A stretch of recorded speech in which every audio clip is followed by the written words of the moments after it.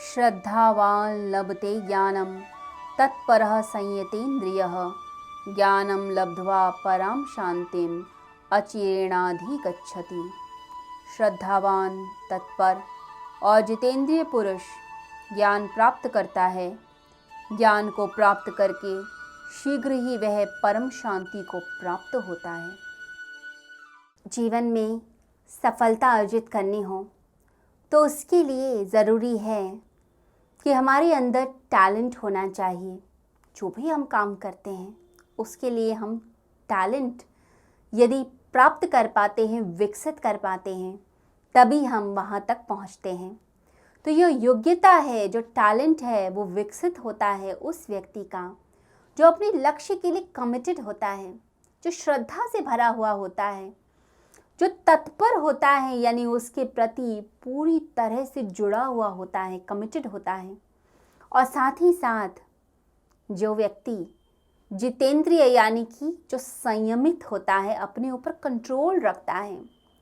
तो भगवान कहते हैं कि श्रद्धा की ज़रूरत है जब हम परमात्मा की राह पर चलते हैं। श्रद्धा नहीं है तो हम कुछ भी प्राप्त नहीं कर सकते। श्रद्धा का मतलब है कि शास्त्रों में और जो गुरुओं के उपदेश हैं उससे तत्व ज्ञान को प्राप्त करना, जो उपनिषदों में तत्व ज्ञान है उसको यथावत प्राप्त करना, यह श्रद्धा कहलाती है।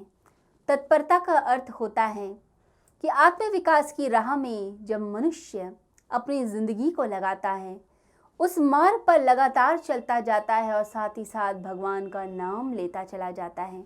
तो भगवान का नाम हम लेते हुए चले जाएं और लगातार अपने लक्ष्य की तरफ चलते जाएं, तो कमिटेड रहिए पर भगवान का नाम साथ में लीजिए, तब तत्परता यानी भक्ति होती है। किसी चीज़ की भक्ति करने का मतलब है पूरा कमिटेड हो जाइए। तो आपका जो करियर है या आपका प्रोफेशन है आपसे आपका सब कुछ मांगता है। जब तक सब कुछ नहीं देंगे तब तक सफल भी नहीं हो पाते हैं। तो पूरी भक्ति, पूरी तत्परता की ज़रूरत है। तो यह सिर्फ भौतिक ज्ञान नहीं, कोई बौद्धिक ज्ञान भी नहीं, ना ही मानसिक कोई ज्ञान है। यह समझिए यह आत्मिक अनुभव है जो उपनिषदों में है। उस उपदिष्ट ज्ञान को जीवन में उतारना और उसको जीना, यह बड़ा ज़रूरी होता है। जब तक हम ऐसा नहीं करेंगे ज़िंदगी सफल नहीं हो सकती, ज़िंदगी में मधुरता नहीं आ सकती। तो ज़िंदगी में मधुरता चाहते हैं तो अपनी ज़िंदगी को याद रखिए, परमात्मा से जोड़ दीजिए। साथ ही साथ जितेंद्रिय यानी इंद्रियों का संयम बहुत ज़रूरी है। इंद्रियों का संयम, जो व्यक्ति इंद्रियों के विषयों की तरफ भागता है, क्योंकि विषय भटकाते हैं, तो उनकी तरफ भागता है, वो कभी सफल नहीं होता। परंतु जो अपने ऊपर संयम रखता है, जो दिव्य मार्ग का चुनाव करता है, उच्च लक्ष्य के लिए जीवन जीता है, उसका जीवन ही अद्भुत होता है। दिव्य मार्ग पर चलने वाले साधक अद्भुत, संसार में तो जीवन सभी जी रहे हैं। तो जो विषयों भोग की नालियों से ऊपर उठकर अपने जीवन को जीना चाहते हैं, वही लोग दिव्यता को प्राप्त करते हैं। क्योंकि ऐसा आध्यात्मिक जीवन बिल्कुल अलग होता है और इसमें आत्मसंयम की आवश्यकता होती है। जब तक आत्मसंयम नहीं है आप जिंदगी में सफल भी नहीं हो सकते, ये बात याद रखिए। और ऐसा हम क्यों करते हैं? उच्च लक्ष्य के लिए जीना, स्वयं पर नियंत्रण रखना, त्याग करना, विषयों भोग को छोड़ना, ये इसलिए किया जाता है क्योंकि अगर इन वस्तुओं में भटके रहे, इच्छाओं में भटके रहे, तो शांति नहीं मिल सकती। परम शांति और परम आनंद उसी व्यक्ति को मिलता है जो व्यक्ति विषयों के सुखों का त्याग करके परमात्मा की राह पर चलता है। आनंद और शांति ही हमारा लक्ष्य है, यही चाहिए सबको। इसी के लिए सारे कर्म किए जाते हैं, सारी इच्छाएं प्रकट होती हैं। यदि यह आनंद संसार में ढूंढने की जगह हम परमात्मा में और स्वयं की आत्मा में ढूंढ लें तो जिंदगी सफल होती है। अब जितेंद्रिय जो मनुष्य होगा वो श्रद्धावान होगा, ज्ञानवान होगा। श्रद्धा ज्ञान दृढ़ होते हैं, परम शांति, परम सुख, परम आनंद की प्राप्ति होती है। परंतु जितेंद्रिय होने का मतलब यह नहीं कि आपने अपने आप को दबा दिया। क्योंकि जब हम योगियों की बातें सुनते हैं, महावीर स्वामी, जब हम भगवान बुद्ध की बातें सुनते हैं, तो मन में ये विचार आता है, ज़रूर इच्छाओं को दबाया होगा, ऐसी कैसे इच्छा छूट गई। परंतु जो गीता कहती है वो ये कहती है कि दबाने से कोई इंद्रियों पर विजय प्राप्त नहीं कर सकता। सप्रेशन सॉल्यूशन नहीं है। ज्ञान विजय होती है जब हम ज्ञान प्राप्त करते हैं। जैसे इलेक्ट्रिसिटी यानी आकाश की बिजली पहले डराती थी मनुष्य को, बाद में उसी बिजली को जब मनुष्य ने समझ लिया तो वही बिजली, वही इलेक्ट्रिसिटी अब हमारे रोज के उपयोग के लिए हो गई। अब उसी से बल्ब जलते हैं, उसी से घर के सारे काम होते हैं, बिना बिजली के कुछ भी नहीं है, पंखे चलते हैं। तो ये बिजली डराती थी तब तक जब तक उस पर हमारा ज्ञान नहीं था, जब तक नॉलेज नहीं थी। नॉलेज आते ही हम उसको समझ गए, तो ज्ञान विजय दिलाता है। आप शरीर पर भी विजय प्राप्त कर सकते हैं, मन पर भी, जब आप उसको समझ लेंगे। समझना ज़रूरी है।